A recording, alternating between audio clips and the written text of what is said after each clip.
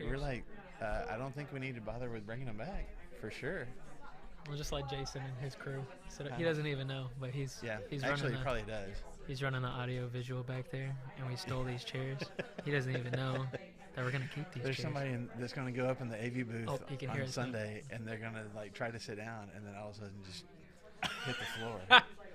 No recollection that there was like even a chair prayer there or something. And then people can be like, "What? Whoa!" Anyway. Oh. You almost ruined class right there at the beginning. I would have walked out.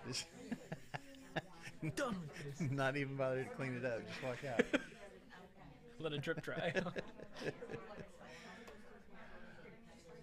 Okay, time to get started. Thank y'all for being here. I know the room is arranged a little differently, but Jason Mosley, who is sitting back at the back of the classroom right now, has done extensive work to get us a better computer and better camera so we don't have the problems that we've been having of no audio or no screen or both, and having to prop our phones up real quick and all that kind of stuff. So eventually, I mean, this is even just a temporary setup, because eventually, like, that camera's going to be up on the wall, so I don't have to worry about walking in front of it. And there's crazy stuff. Like, it's going to be, we're going to be highfalutin around here is what I'm saying. So, yeah, highfalutin. What'd you think I said? Falutin. You never heard of highfalutin? Falutin? I don't know. F-A-L. There's not a G at the end? Huh? Falutin? There's F-A-L-U-T-I-N-G. Or I-N with an apostrophe. I-N apostrophe. Falutin. Yeah. Falutin. We're in Arkansas. Highfalutin. Okay, so you explained to me what basic meant, so I'm telling you highfalutin is like fancy. Bet. Yeah. Don't start the bet stuff. Is bet still a thing? I feel like, is that still? I think it's on its way out. Bet. See, there's so many confused faces right now. I'm sure people online are confused right now too. But if you're, there's betting online. We're not betting online. It's a little different. Well, I guess you could. Yeah. Bet. Yeah. Bet. B-E-T. Bet. Like you're gonna make a bet. Yeah. Bet. But you're basically like, what, agreeing with somebody, or like, yeah, that's like, gonna happen, or for sure. See that it won't happen. Say you're gonna teach class. Bet. Like, yeah, you're gonna teach class. Right. Or if I have one of my three sons that use. Are you writing down that terminology? Lou is writing down the terminology. Notes for Galatians class. Bet. The first Greek word that Paul uses. That's right.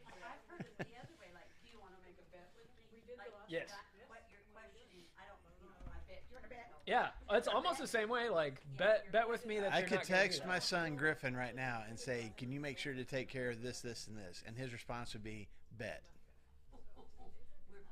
Like, yeah, I'm going to do that. So now you know. So now you got grandkids or something, you know, and they say, like, we're sitting here trying to decide what the next subject is and what book of the Bible you're actually in right now. well, Did you decide last week? Or? yeah, we announced it, and we even made a post on our social media of like, here's what class is going to be tomorrow. Zero social media. Okay, well then you're going to be surprised. I'm not even telling you. I'm not even going to tell you. It's about Jesus. I will say this: while we were talking about bet, I even said what the topic was going to be when Lou was starting to write down notes. See, I know. This is the problem. Okay. Quick question. Quick question as we get started. What is, when you were growing up, either one of the rules at your own home or one of the rules at school, or maybe one or two of them, that if you had the chance, you'd be like, man, like, if we could take that rule away, that would have been really nice. Yeah. If you lied, that's at your house, I'm assuming. You got your mouth washed out with soap. Anybody here ever had their mouth washed out with soap? I did once. And if I told my mom, do you remember that one time? She'd be like, you're making that up. I didn't do that. way. There was one time, I remember it. I got my mouth washed out with soap. Yeah. Pretty much. Yeah. So you had a really clean mouth by the end of it. Yeah. All right. Anybody else? What's a rule that you would have gotten rid of? 9 o'clock curfew. 9 o'clock curfew. That's a good one. Wow. I don't know what I would have been doing after 9. But still, You would have it been would have doing been nice. something, though. It would have been nice to find out. Wonder what the world's like.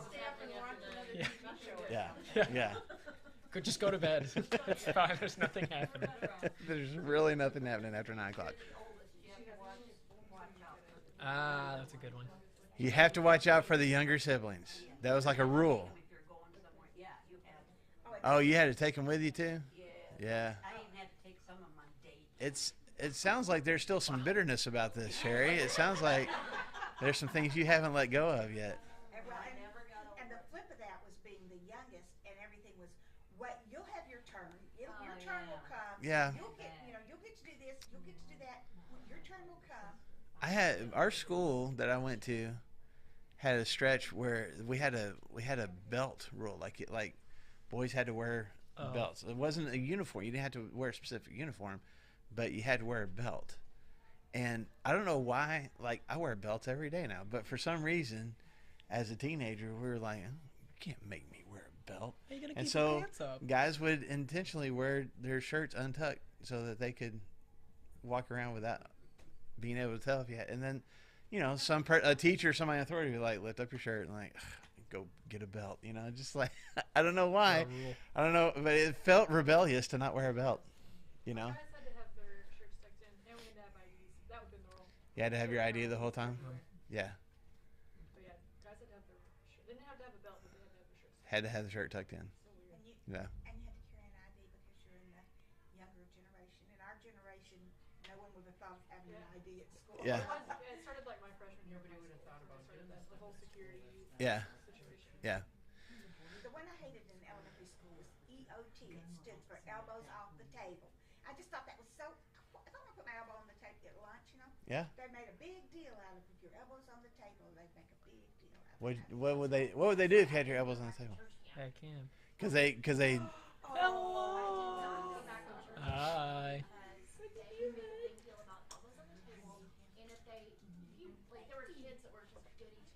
uh-huh.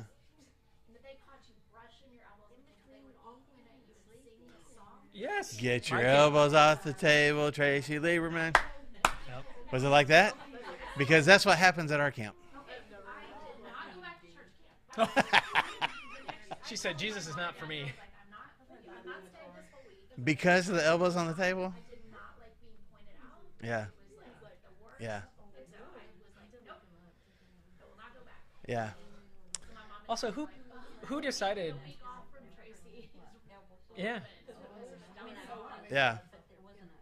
Who Never went decided back that again. was like the What is epitome what of- is it? Yeah. Okay. For what it's worth, at least when I've been in charge of our session, that's never been anything that the adults have inflicted on any campers. There's been some campers that have done that. Yeah. Yeah. Yeah. I understand. Do you remember, or do you listen to KORC at all? A little bit. Last week, they have on, I think it's Wednesdays, that contest between the millennials and all of that. And one of the questions was from Nacho Libre, and it just reminded me of Marley, how she used to imitate that at camp. Yeah. So good. Oh yeah. Oh, She loved Nacho Libre. yeah. Yeah. So, anybody else a rule that you wish wasn't there? I wouldn't say that. So like my mom did like lay out rules, but I got told no a whole lot more than my brother did. Like even after he left home, I was like, Dipsy did this. Like he could have his girlfriend Yeah. over and stuff. I could not have a boyfriend over. Like How dare you? I don't know. Yeah. And it wasn't like she said no boyfriends. It was just like, hey, can Nicole come home? And she's like, no. It seemed like there was inconsistency to the rules, is what you're saying. And then if I wanted to go to a friend's house or something, she's like, no. Yeah. I'm like, See, I You're felt living that way in too. North I felt like my parents were stricter on me than they were on my sister, and my sister feels like they were stricter on her. She's older, That's funny. maybe it's like the older sibling. I don't know. but she sees it the opposite. She thinks that they're a whole lot more strict on her than on me, and I think probably both is accurate. But I know that there might have been some rules in place that I just was like, I'm going to do my own thing anyway. So not me, heavens no. For sure. Yeah, do what? I was a good Yeah. I didn't push the boundaries very much. I think that's why there weren't like straight rules. Yep. Like there wasn't like I mean, I wasn't going and committing crimes or anything like that, but Arson. I wasn't. Yeah, Jeez. yeah. There was no. There's no breaking and entering. Or there might have been some vandalism. I'm just kidding. So wait, I'm what? just kidding.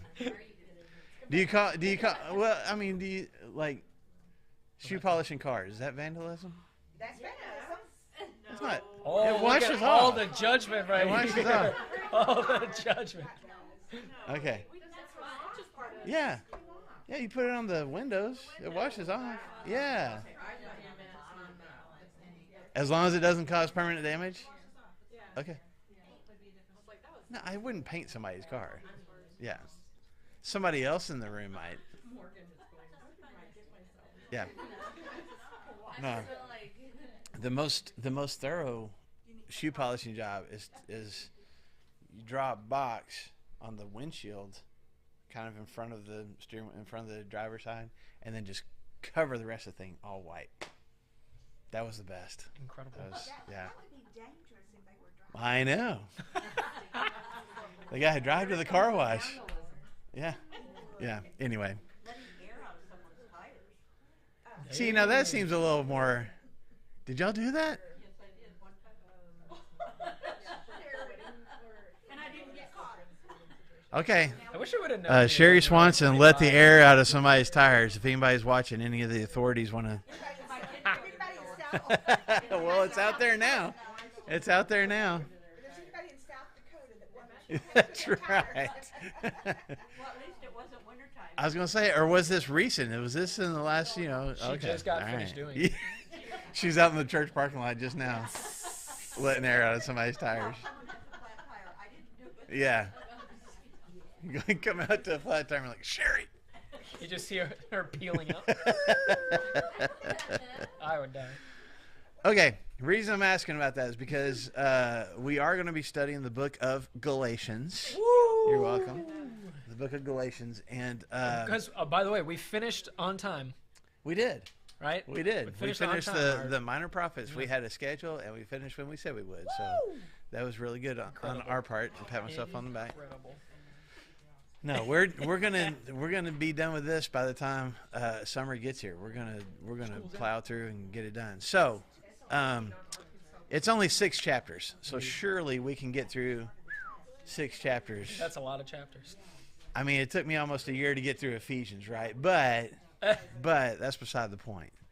Correct. So we're gonna look at Galatians, and one of the things that we'll have to deal with throughout the book of Galatians is rules and laws and traditions and regulations, and should we keep doing those things or should we not? That's one of the big issues, and so that's why I want to ask you guys, like, what's some of the rules that you wish weren't there, and maybe even you had.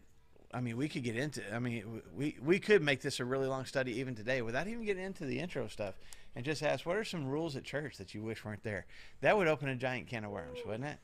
And there may be some of them that we're going to get into while we're going through the study, but I won't open that can of worms It'll be open. this morning. All right. So if you got your Bibles, your Bible apps, go ahead and open up to Galatians. Although we're going to do a lot of intro kind of stuff today. So we'll also be going to the book of Acts. So have that at the ready too, because we're going to kind of bounce back and forth between the two. So, letter of Galatians. Who's it written by? Pop quiz. Paul. Very good. Who's it written? Who's it written to? The Galatians. Very good. Okay. Y'all are doing awesome so far. All right. So is Galatia a city? Is it a country? Is it a it can't be just a person, right? Mr. Galatian. Yeah. churches of Galatia, so it's got to be I think it's more than one church. It Mhm. could be a region or a Kinda. This says written to the churches in southern Galatia and perhaps northern Galatia. So this would be where we're talking about is in modern day Turkey, and Galatia is we would probably call it nowadays like a territory. Province. A province. It was, I mean, the Roman Empire's in power. This is, several years after Jesus was on this earth, a few years after the church has been established, and it was a Roman governed territory. So several cities within this particular area. Okay. Anything you want to add so far? We both have notes, but we didn't compare notes. No, so. that's good. That's what we're doing good so far. Yeah. Okay. Which So- makes it different, distinct from some of these other letters, because you have like Thessalonians. Well, that's written to the church in Thessalonica, and so it's like, okay, we know exactly the people, we know specific circumstances with these people. In Galatia is kind of like it'd be like to the church in Texas, and it's like, well, the churches of Texas. yeah, the churches of Texas. It's like, Yeah. okay, we can, yeah, because there's some big things that are happening within these places. But to your thing, you can designate that it's most likely southern Galatia because So of this is modern day Turkey right Acts here. 13 and 14. Galatia, you can see it up here in this northern part. But at the time, see, this is where, I mean, just a quick thing. Your study Bible said written to the churches in southern Galatia. And there's some people, or a lot of scholars, that think that it was written to the churches in northern Galatia. And because for a significant part of the history of the Roman Empire, this area down here where Paul went through on his journeys was not part of Galatia. But there's been archaeological evidence over the last 20-ish years where they have discovered that no, during the first century when the church was around, the province, you see where it says Galatia up here? This actually extended down pretty close to the coastline here. So it seems more than likely that he's writing to the churches in Galatia. Plus, if you go through and you see these colorful lines that are all here, these are what we refer to as Paul's missionary journeys, if you ever heard that term before. So if you go through the book of Acts and you find out where Paul and Barnabas, or Paul and Silas, or Paul and Timothy, or Paul and Luke, the different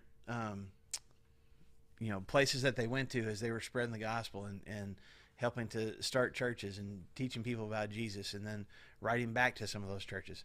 The first journey that Paul ever went on was from Antioch over here to Cyprus and up and around to this area here in Galatia, and then made his way back again. And that's in Acts chapters 13 and 14.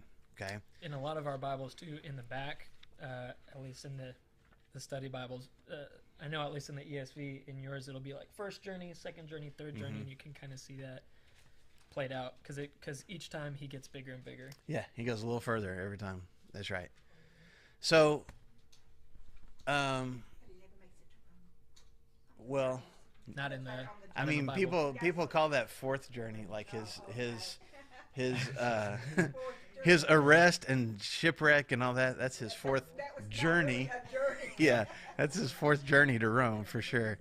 So if you go, I mean, let's just kind of look real quick. I know we said Galatians, but let's go into the book of Acts real quick and just kind of get a little bit of a picture of Paul's interaction with this church. Okay, so Paul's been a Christian for a few years, and I mean, do y'all remember Paul's whole conversion story? What happened there? Before he became a Christian, what was he? He was a Pharisee, or he was trying to capture and kill Christians. Okay. Murderer. A what? He was a bad guy. He was a murderer. He was, yeah.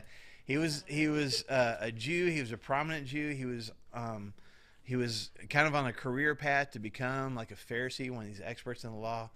And so, if you read in chapter 8 and chapter 9 of the book of Acts, you see Paul like very actively persecuting the church, threatening people, arresting people, having people killed because of their faith in Jesus.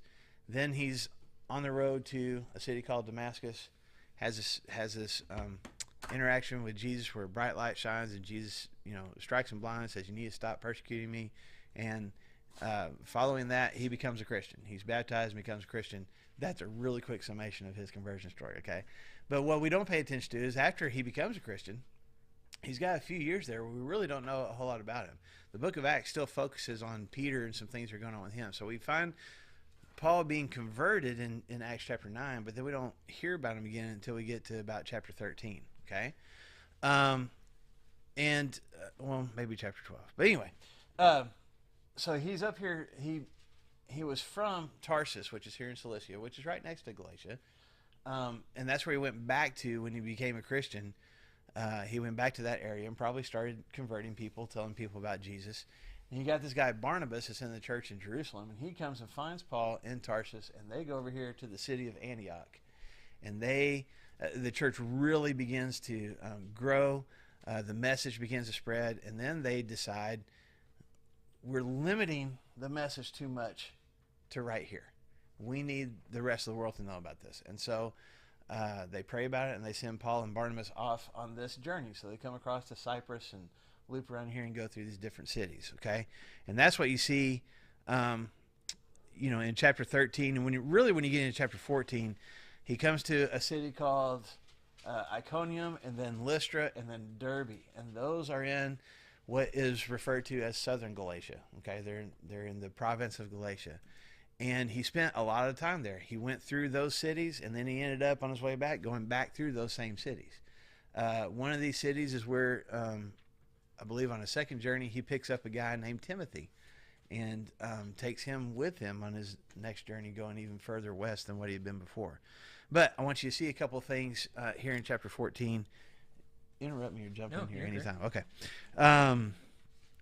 So look at chapter 14. Let's look at verse 8. In Lystra, there sat a man crippled in his feet who was lame from birth and had never walked. He listened to Paul as he was speaking. Paul looked directly at him, saw that he had faith to be healed, and called out, "Stand up on your feet." And at that, the man jumped up and began to walk. That's a pretty amazing thing. Lame guy, all of a sudden, Paul heals him. Verse 11, when the crowd saw what Paul had done, they shouted in the Lycaonian language, "The gods have come down to us in human form."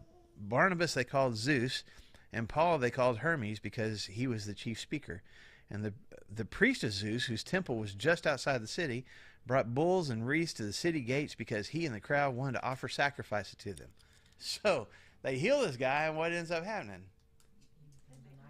Suddenly they're gods, okay? And the whole city thinks that Barnabas is who?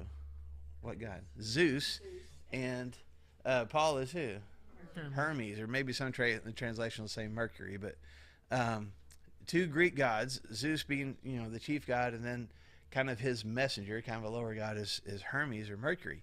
And so since Paul is doing a lot of the talking, I guess Barnabas kind of had this authoritative look where you look like Zeus. I don't know. And then, Paul's kind of maybe the scrawnier guy, or I don't know. Anyway, but since he seems to be more the messenger, they called him Hermes. Now, just quick side note, there was a legend in this. See, they had a temple to Zeus right outside the city. There was a legend from centuries before Paul and Barnabas would do this, that Zeus and Hermes had come down to this area and had actually been really mean to the people, the people in this area right here. And so these people would have known that legend. They're still worshiping Greek and Roman gods, the Gentiles at least. And so when they see, Paul has the power to heal, and they think these are gods, part of it, I guess, is celebration, but they're offering these bulls and stuff. Why would they, besides celebrating the fact that gods have come down, why else would they be making these sacrifices? We sure want we don't want to happen whatever happened before. So we're going to sacrifice, we're going to lift you guys up, we're going to make y'all feel extra special, right? Mm-hmm. And so I'm not for sure that Paul and Barnabas even fully understood, because it says that they're speaking in their Lycaonian language. So I'm not even for sure that Paul and Barnabas exactly understood what was going on themselves, because it says in verse 14, when the apostles Barnabas and Paul heard of this, so when they figure out what's going on, they tore their clothes and rushed out into the crowd shouting, "Men, why are you doing this? We too are only men, human like you. We are bringing you good news, telling you to turn from these worthless things to the living God who made heaven and earth and sea and everything in them. In the past he let all nations go their own way, yet he has not left himself without testimony. He has shown kindness by giving you rain from heaven and crops in their seasons. He provides you with plenty of food and fills your hearts with joy." And even with these words, they had difficulty keeping the crowd from sacrificing to them. So they're like, no, we're people like you. We serve a God. He's the awesome God, but we're men like you. And they're still having trouble calming the crowd down, okay? And I want you to see that, because I want you to see part of the mindset of the people that Paul is writing to in Galatians. Now, he's writing this letter a few years later. This is his first experience there. He's writing Galatians a few years later, but that's the kind of culture and the kind of mindset that at least the Gentiles, the non-Jewish people in this area come from. Now, on the flip side is probably not even right, but just additionally, this whole area had a very dominant Jewish influence as well. I won't go too far into the weeds as far as historical stuff is concerned, but after Alexander the Great started the Greek Empire that took over the Persian Empire, and after he died, there was some of his generals, there was kind of a division of the Greek Empire with several different rulers, and one of those guys in the 270s BC, his name was Antiochus, and he was losing power. He was losing territory, and to try to regain some of his authority and his power, he went all the way over to that area of Babylon and where we talked about before with all the prophets and stuff, and a lot of the Jews that were still over there since the Babylonian captivity. He took 2,000 Jewish families and brought them over to this area to resettle, thinking that would give him obviously more power, more people on his side. He could have more soldiers that would be loyal to him. And so 200-ish years later, 250 years later, there's a pretty significant Jewish population in this area, okay? Which is why, Paul is from here. Paul is from Tarsus. There was a big, Jewish population in that city. That's where he came from. So here's a whole group of people that are inundated with this belief in Greek and Roman gods and mythology and all the legends, and now they think it's happening again. But you've also got a significant group of people who have learned all their lives about the old law and Moses and the prophets and all the rules and the regulations and all those things. So, still there in Acts chapter 14, look at verse 19. Then some Jews came from Antioch and Iconium and won the crowd over. They stoned Paul and dragged him outside the city, thinking he was dead. But after the disciples gathered around him, he got up and went back into the city, and the next day he and Barnabas left for Derbe. Okay, so what happens? Who stoned him? Which ones? The Jews. Well, we don't know for sure. It's just the crowd. So I think it's the same people. That's what I. Yeah, it looks like it's the same people. So here's people that are worshiping Paul and Barnabas as gods, and I don't know how long it took. A few days, a few hours, we don't know. Just in a short amount of time, they've been completely flipped over to thinking these guys are awful, and let's stone them to death. And they do. And the dominant Jewish influence in this culture, in this area, makes that happen. It says they stoned Paul. Where was Barnabas? I don't know. Took the day home. Yeah. Maybe he still has that domineering. He's like, no, we can't touch him. Look, like, It's fine. don't stone me. Yeah. Yeah. We'll stone the little guy. Stone him. Yeah, I don't It's know for easier to sure. kill. That's right. So, so you can kind of see the difference in mindset, but you can also see how quickly and how easily influenced this group of people is. And think I don't know how many of us have been on mission trips and stuff. This is Paul and Barnabas's one of their first stops. It's like, okay, let's see how this whole Jesus thing goes. At one of their first places, well, first of all, they're praised to be gods, and then the flip is switched, and then Paul is almost killed and miraculously survives. But at the same time, who does it sound like? This, as Marshall was just reading it and saying it, I was like, wow, I think I've heard this story before. Not this story, Yeah. but in Matthew, Mark, Luke, and John, heard this story before. Where think about Jesus, he's coming in during Passion Week, and everybody's Hosanna, Hosanna. They're It's the laying king. down. It's the king. Everybody's praising his name, and the Jews are like, hey, you need to stop this. And he's like, dude, the rocks are gonna cry out if they don't do it. A couple days later, those same people are the one that are crucifying Jesus, and so I Clamoring think for that his there's crucifixion. it's almost like the story of the crazy naked guy where here's this amazing thing. It's Mark chapter 5. Mm-hmm. Here's this amazing thing, and you see this guy go from demon-possessed, naked, cutting himself, terrible, to fully healed. And I think there's two different views of like, wow, look at what God did. God's amazing. Or like, dude, there's something wrong with this guy that, like, if this guy has more power to take, like, all the demons out, something's wrong with Jesus. And so what did they ask him to do? They said, dude, you need to leave. Like, you need to flee and get away from here. And I think the same thing is happening. It's like, whoa, okay, you're a god. Wait, you're not a god? Okay, we're going to kill you. Well, we're going to kill you. Because whatever you are, we can't let you just be. Yeah, you can't be walking around healing people. Yeah, and I think that Paul is right to probably, at least from here, be like, okay, I think this is the expectation. He's either going to be hated or loved or killed, or right? Something like and that. There's something to be said historically again for this group of people, especially the Jewish people too, though, but definitely the non-Jewish people in this area had a history of being very fickle, easily swayed. Even the term Galatia comes from the Gauls, and the Gauls were barbarians, mostly occupying modern-day France. But there's a whole group of them that had come all the way across and down to this area here.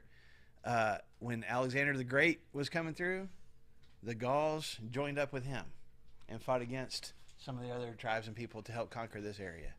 When the Romans came through, they switched sides and started fighting for the Romans. When there were people fighting back against the Romans, they switched sides and fought with them until it looked like the Romans were going to win. And they're like, no, we've been on your side the whole time. And they just had this whatever seems like the right thing or whatever seems like the most beneficial thing, we'll just do that. And they flip-flop back and forth. Okay. So again, that kind of goes into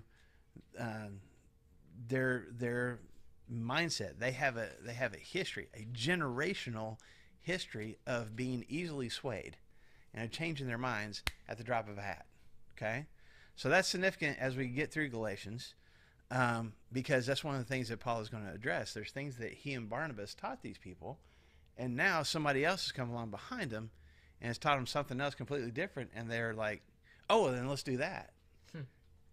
And it's almost something that comes natural to them. Okay, so that's one thing about the intro to this. Now, there's another big issue that has to be addressed that's going on in the church in Galatia. And, well, let's just go. Which you're super thankful for, that us two as the males in here. That's right. This is yes, that we get to talk about this. So, Galatians chapter 1. Let's look there real quick. Galatians chapter 1.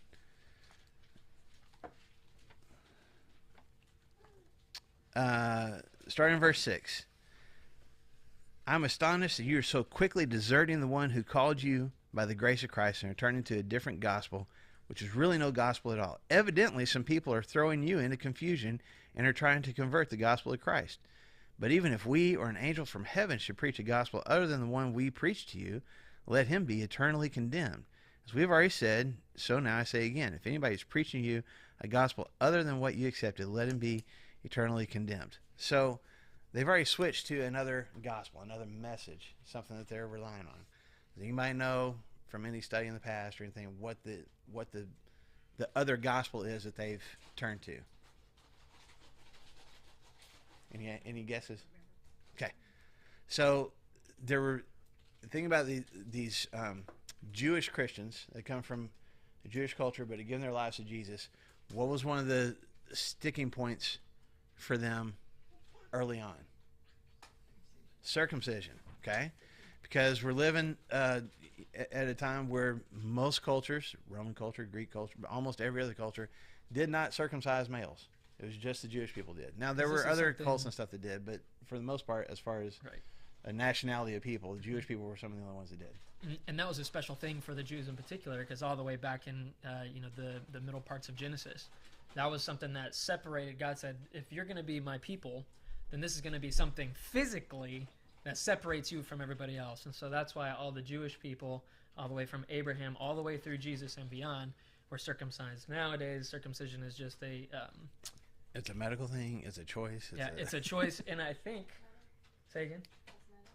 Cosmetic? Yeah, that's Yes. the word I was thinking. It's more cosmetic than anything else, as far as like this doesn't affect the way that anything works or doesn't work. It's just how do you want it to look, really? How do your parents want it to look, really? Yeah. Yeah, and so, excuse me. It was the and so. You're talking yourself into this. Yeah, no, just. But anyway, yeah, Marshall, you want to say it? Who's gonna say it first? Talking I'm about just gonna- removing the foreskin from the penis. Boom. That's what we're talking about. And that was something. I know, right? I'm thinking of that New Girl episode where. But this was a big sticking point because, in all honesty, as I'm reading about the arguments and stuff that are happening in Galatians here, this is a pretty big jump for God's people that have been holy and consecrated, and circumcision is a part. If you're a part of the family, you're circumcised. For Paul to open it up and to say the gospel is not just for our people. Actually, the invitation is for all people and over the entire globe, and to say that you don't have to be circumcised to be a part of that because this is a Jewish thing. Now it's available for all of us. I think that would be difficult, but if we're reading what he's saying in verses 6 through 9, Paul was pretty adamant about, here's the deal. This is not only a sticking point. This is the most angry letter, and I mean he is fuming whenever he writes this stuff. And there's almost nothing good. I don't know if we're going to get into this later. Normally you've got those first 3 verses where it says, "Hey, this is Paul. I just wanted to say hey, and this is who this is to." Usually there's like paragraphs of, man, I thank God for you. You guys are awesome. I'm so proud of our connection. I pray for you guys all the time. Yeah. He skips it completely. That is not what happens here. Skips it completely. And There's says, a here's quick, the deal. I'm astonished. grace and peace to you. Now. I'm astonished that you guys have fallen so far. It's like, oh, yeah. Calm down. Was like they were wanting the new converts to be circumcised? Yes. So the Jewish Christians were coming along and going, because it was part of how you knew that you were part of God's people. How you were accepted by God was you went through circumcision. Females who converted to Judaism. What? Who was looking? That's what I'm saying. How are they knowing? You just kind of knew. I mean, because Gentiles didn't do it. I don't know. This happens, though. This happens in Acts. In urinals is so that y'all can see. Yeah. Well, okay. Raising your shirt, it was drop your pants. But I don't want to get too graphic, but most, honestly, especially in the Roman Empire, the toilets were out there on the road. Now they were advanced as far as plumbing was concerned compared to a lot of other cultures that they conquered, and they installed some of those things where that stuff would all go downhill. But it was, I mean, that was just part of it. There were, toilets and no stalls or anything, just along the sidewalks of some of the roads and stuff. So you would see. Also, a lot of either a lot of the athletic events, the games, the Olympic events, and all that kind of stuff. A lot of that stuff would be done naked, and so you would know, oh, that person's Jewish, because it looked different than everybody else. But that's part of it from the Jewish mindset. This is part of what sets us apart. We are God's chosen people, and one of the ways that we know that is this physical feature that proves we're different than everybody else. So when you have centuries and centuries and centuries of that ingrained into your mind, believing in Jesus is just, for the Jews, was just, oh, this is the fulfillment of what all the prophets had said for years and years. We're still part of God's chosen people, but now we recognize that's the Messiah. And we're still part of God's kingdom, but it's Jesus that's the king over it now. Okay? So, when you open the door up to Gentiles, which had already happened, Peter had, in Acts chapter 10, had gone and talked to a Gentile that God told him to go talk to, and he gets to become a Christian. And the Jewish people are like, I don't know about letting these Gentiles in, but they decided to go ahead and let them in. But you've got to prove that you're part of God's chosen people. It's not enough just to say, I believe in Jesus. It's not enough just to be baptized in his name. All of you guys have to get circumcised, because that's what you do. It wasn't even, it wasn't like playing a prank, or it wasn't, I mean, they just thought this is what has to be done. And so these Gentiles, they want to be a part of this kingdom. They want, like, they believe the message. They want to be a part of it. So what do? Okay, I'll go do this, which was strong commitment for guys, to be honest with you. Yes, ma'am. Well, this reminds me, being an old lady and remembering these things, that's kind of how the church used to be. If you came into the Church of Christ and you hadn't been baptized in the Church of Christ, Mm-hmm. Yep. then You had to get weren't rebaptized. accepted. Mhm. Yeah, Because you And- weren't a but- part of the so church. it's kind of the same, to put For it was sure. just putting it into the church. We had these things you had to do to be a member of the Church of Christ. Right. That we would never have said that because we didn't become members. We were added to the. We were added to the church. That's right. Yeah. But to be honest, there were other denominations that were that way too. If you're going to be a part of our denomination, you're going to have to go through these different. I And so see where that's you're just right. so- That's what's happening here. Okay, so that's what Paul is upset about, and that's why that little paragraph that I read to you. He's like, that's not the gospel. The good news is everyone can be a part of God's kingdom through Jesus. But you've got somebody else coming along and saying everyone who believes in Jesus and is circumcised can be a part of God's kingdom. And that's a different message. And if anybody shares a different message, even if I come along and tell you that, I'm wrong. If an angel comes along and tells you that, they're wrong. Yes, ma'am. Why did converted women not have any special mark? That's a good question. Why didn't women have to? Well, first of all, they couldn't be circumcised because they don't have that. That. They don't have that particular appendage. A lot of times in at least in the first century, women, there wasn't a lot of evangelism for Judaism, but there would be what's called proselytes, people who converted to Judaism from whatever other, and the women would be baptized. That was how, they couldn't be circumcised. Men would be circumcised, women would be baptized. So there was some kind of ritual to go through. I don't know. I don't know why didn't have to be like a tattoo or something. I don't know. But and maybe it was just they started having to dress like. We talked about that when we were talking about the women's role stuff. They probably had to change their attire and had to start dressing different to look like a Jewish woman compared to a lot of the Greek and Roman women. This was one of Paul's pet peeves. Because Oh, he my went to goodness. Jerusalem, remember, and said, "Hey," And that's what we're going to talk about. That's what we're going to talk about right now. He already told they should have known this. Yeah.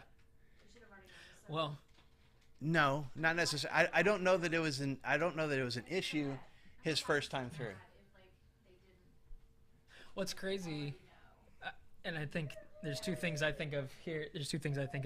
Is that I think in Paul's mind, the gospel is the most readily accessible thing to everybody. You say, I'm going to place my faith in Jesus Christ, and then Jesus has got you. And then Paul is saying, yeah, there's that path to Jesus. And Paul is saying, look, there are people in here that are pseudo-Christians that are putting up a wall and saying, okay, you want Jesus, but there's some steps that you got to go through first before you can get to Jesus. And what's crazy is that I think in Corinthians and a lot of other places, there are so many huge issues. Idol worship, things that we've been talking about for a long time in the Old Testament stuff, or maybe just sex outside of marriage, or sex is whenever it comes to temple worship, prostitution, and worshiping other gods and stuff like that. But Paul is most angered. His most angry letter is this, and I think this is opinion. All those things are bad and all those things stink. But the reason that Paul is so angry and frustrated is because the gospel is something that is readily acceptable to everybody, but the church people are putting boundaries. They're making and it saying, harder. No, you can't. It's not that really accessible. And Paul is saying, man, all that stuff is really bad, but it's even worse whenever religious people put walls in between you and Jesus. And make it I difficult. think Mm-hmm. that's what the church is not just guilty of here, but what the church is guilty of doing too. We say, well, you can believe in Jesus, but only once we go through this Here's all these other process steps. and you're clean Yeah. and you're 100% done with all of these things. And Jesus is just like, man, and I think Paul is too. This is the most readily acceptable thing, and we are putting things in the way of Jesus. But going back to the timing of this, Tracy, I don't know that we don't know for sure how much he had to address it when he first went through these churches. His his method when he went to a new city, the first thing he did was to go to the synagogue, the Jewish church building, and he would talk to the Jews there about, hey, all these prophecies that you've been reading about, we know who that Messiah is now. We know it's Jesus, and that's where he would start. And then eventually, people would be mad and they would kick him out, and then he started talking to the Gentiles. That happened over and over and over and over. Read through the book of Acts. That's what happens over and over. That's what happened here too. He started talking with the Jews, and then he moved over to talking to the Gentiles. So there would be people that he probably had discussions with at this time we just don't know about. That would be like, okay, yeah, they can become Christians, and they got to be circumcised. He's like, no, they don't. But he doesn't stay in any of these places, and he eventually makes his way back to Antioch, and it's several years later. Or I don't know if it's several. It's sometime later when this becomes a huge issue in the church. So we left off in Acts chapter 14, and we won't read through the whole thing, but in Acts chapter 15, this issue, this topic, blows up in such a way that they invite any Christians who want to, and all the leaders of the different churches, to come to Jerusalem for what they call the council, a council of Jerusalem. And they discuss it. We don't know how long. It just says they discuss it for a while. And finally... And it's heated. It's not friendly. And finally Peter stands up and says, I was the first one to convert a Gentile. His name was Cornelius. And he kind of goes through that story. And he basically says, God didn't have me circumcise them. The Holy Spirit already filled them, and I just kind of completed the process. God was already working. So I don't think we have to do this. And then James, the brother of Jesus, who is now a leader in the church, stands up and says, I think this is, we're making too big a deal out of this.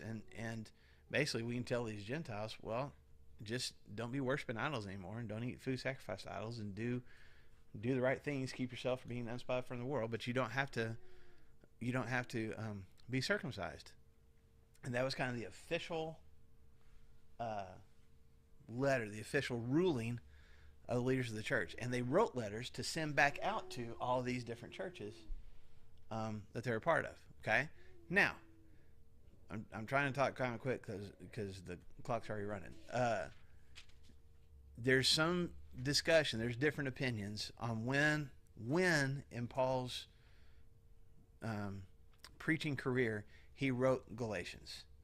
So a lot of people think that he wrote it after Acts chapter 15, after the council. He's now got these letters, they've made this decision, and yet there's still some Jewish Christians that are coming up here and preaching this.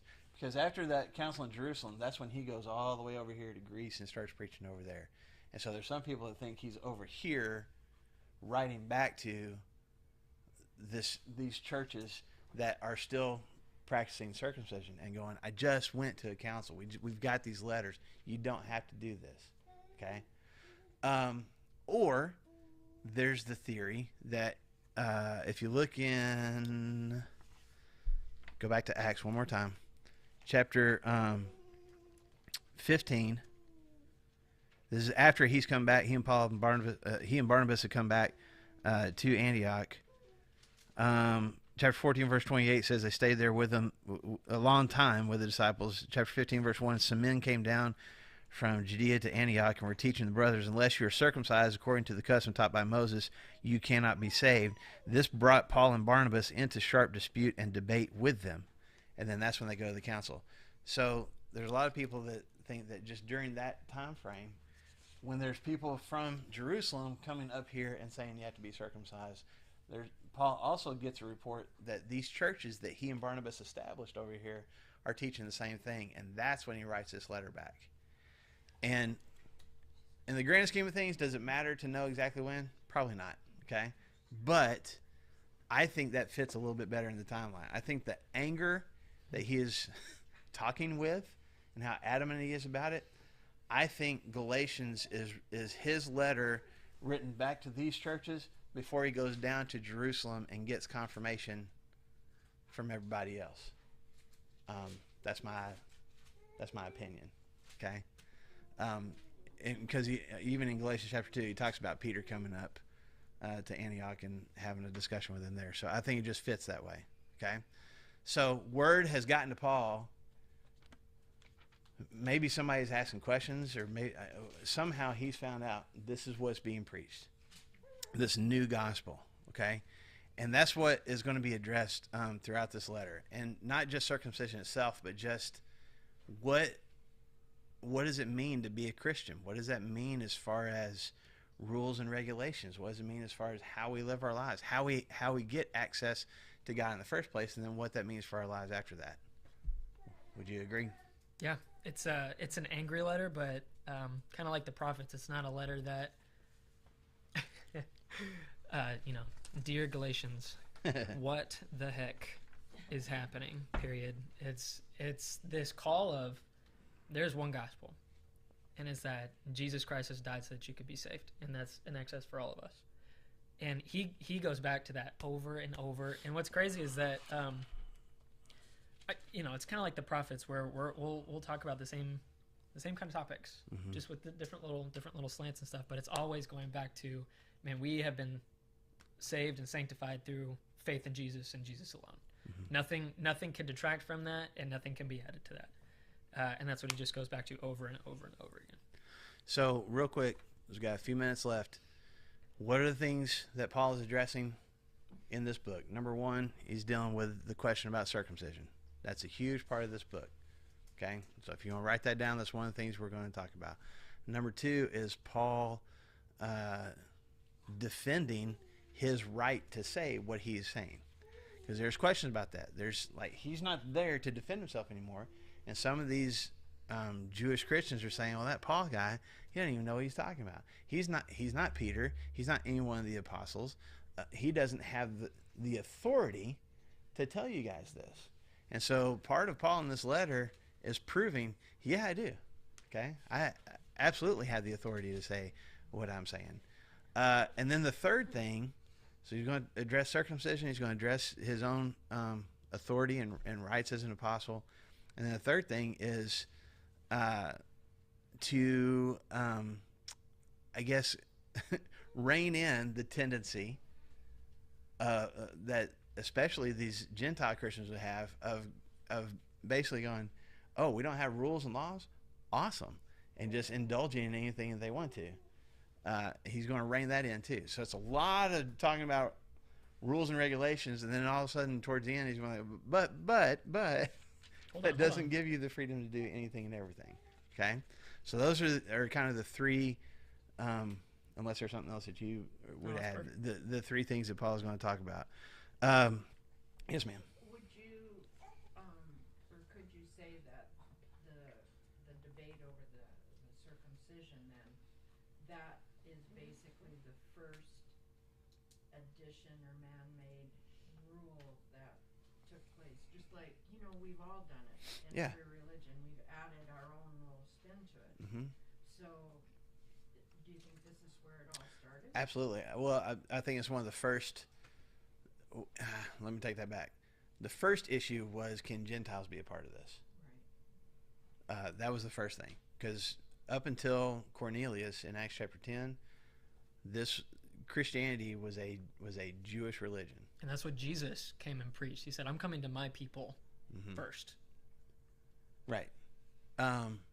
So then, do we even accept Gentile? I mean, honestly, the original question was, do we even accept converts to Judaism as Christians? But that got settled kind of quickly. But it's the whole, do we allow non-Jewish people to become Christians? That question got answered first. The second one would be this, and this came up multiple times. I mean, he had to address this with the Corinthians. He had to address this with different, but man, the Galatians for sure. And again, this is why I think it's very early on in Paul's career. I think you kind of see a little bit of his, he doesn't temper things at all. This is the most, I look at Corinthians, and he gets on the Corinthians over and over again and just basically calls them fools. But this is even more harsh, and he's so blunt too. I'll give you a couple examples real quick. We already looked at chapter 1, verse 6. This is what Brandon was talking about earlier. He starts out the letter with nothing like, I thank my God for you guys. I pray for you all the time. You mean so much to me. It is immediate. I cannot believe you people. And just wails into them right from the get-go. In chapter 2, verses 11 to 13, when he's talking about kind of his authority, he talks about getting in Peter's face.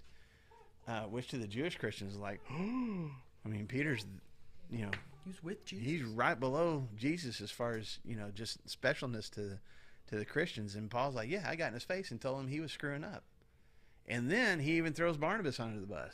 And like Barnabas was even doing some of the same things that Peter's doing. I got onto him too. So there's a little bit of just, you know, bluntness and directness there. And then chapter 5 and verse 12, we'll just go ahead and get some of the shock factor out of the way. He's talking about circumcision again. Look at look at verse 10. But verse 12 is what I'm going to focus on. Verse 10, I'm confident in the Lord that you'll take no other view. The one who is throwing you into confusion will pay the penalty, whoever he may be.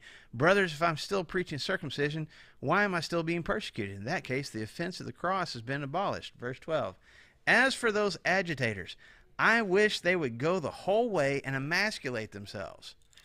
What's he saying?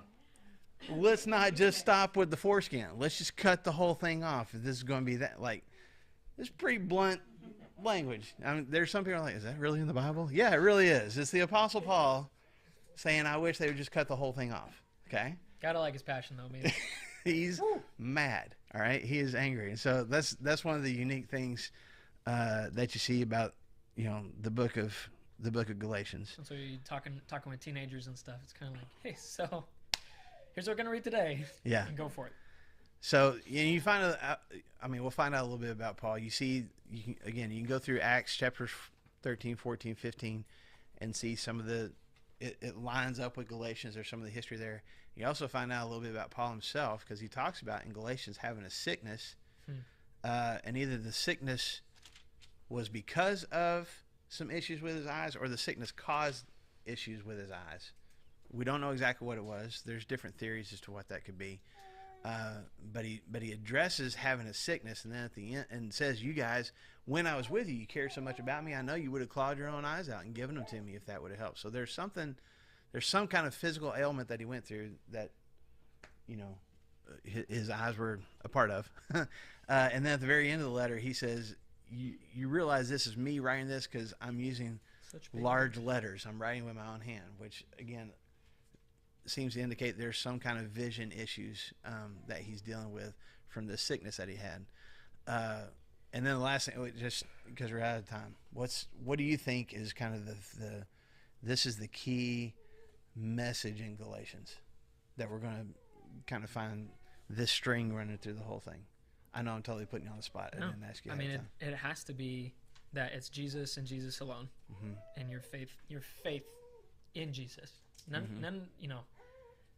We were talking about what you said, Mariette, about, you know, we're adding extra steps to get to Jesus, and whenever you add things, it's like, man, what's this? At the very, very beginning in Genesis, God's like, hey, don't eat from the tree, and whenever Satan entices Eve, he says, what did God say? She says, oh, well, we're not supposed to eat from the tree. Also, don't touch it or you're going to die.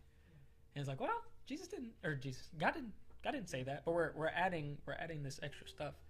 And I think Paul is super angry about all this stuff because he's saying, guys, this is not, people are making access to God way too hard. And it has to be, and Jesus made a way. And it's like, hey, the blood of Jesus Christ cleanses you. And it's you putting your faith in that blood. I think it's part of, like, it's personal for Paul because that's the life that he came from. Yeah. I mean, somebody who is all about the rules and all about doing everything right, and the checklist mentality that dominated a bulk of his life, and to be set free from that through Jesus, and then and experience that freedom, and then somebody else comes along and is like, no, we need the checklist back, would just be infuriating to him because he's known what it's like to live that free life. So the key verse for me, different preachers will tell you different things. For me, the key verse to this whole thing is in Galatians chapter 5. And if you've heard me preach it at Flagstone for very long, you've heard me quote this verse multiple times because it's one of my favorites. Galatians chapter 5 and verse 1. It is for freedom that Christ has set us free. Stand firm then, and do not let yourselves be burdened again by a yoke of slavery. I think that's the key verse to this whole thing.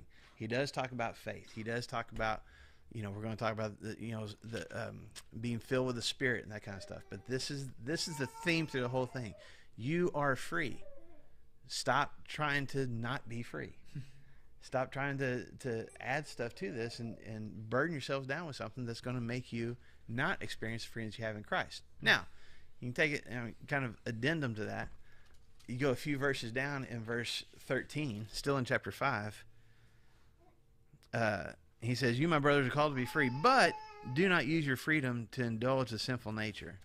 Rather serve one another in love." So there's freedom, but measured freedom. Like, be smart with it. Don't be dumb with the freedom that you got.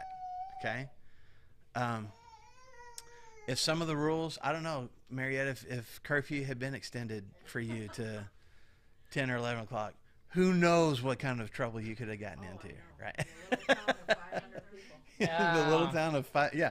Let's move it to 9:30. There's no telling what kind of, There could have been at least 30 cars with no air in their tires. Exactly. I mean, Sherry go on a rampage and start letting the air out of everybody's tires if she had more freedom. Clear though, I was with a girlfriend, Mm-hmm. and I did it for her because I always stood behind my friend. It wasn't me. And we were driving around and saw her boyfriend's vehicle at another girl's house. Yeah. Oh. Let's go. So it's, yeah, Spicy. it's totally justified. Is the boyfriend's car at another girl's house? I was not prepared for that. Yeah. Okay. He was so upset, and I said, well, let's get even. Well, I think Scripture says that that's okay, right? We'll have to find that. We'll have to find that verse It's in in there somewhere. Leviticus. So, hey, let's wrap up class this morning. Y'all can keep visiting stuff, but I just for your take home today is just to remind ourselves we've been set free, and we need to live like free people. We need to live like we've been forgiven. We need to live like we don't have checklists that we have to live by. We have grace, and we have acceptance, and we have forgiveness, and that's an awesome thing. And that needs to be reflected in our lives. We should be the happiest, most joy-filled, most peace-filled people. And sometimes Christians can be the most angry, frustrated, downtrodden, sad, because we put extra burdens on ourselves or allow other people to put those things on us. You've been set free. So live like that. That's my 2 cents worth to wrap up with. So we are, yes, okay. So we're done for today. We'll go shut the camera off. Y'all can stick around and visit as long as you want to. But we'll get into Galatians chapter 1 next Tuesday. Yes, ma'am.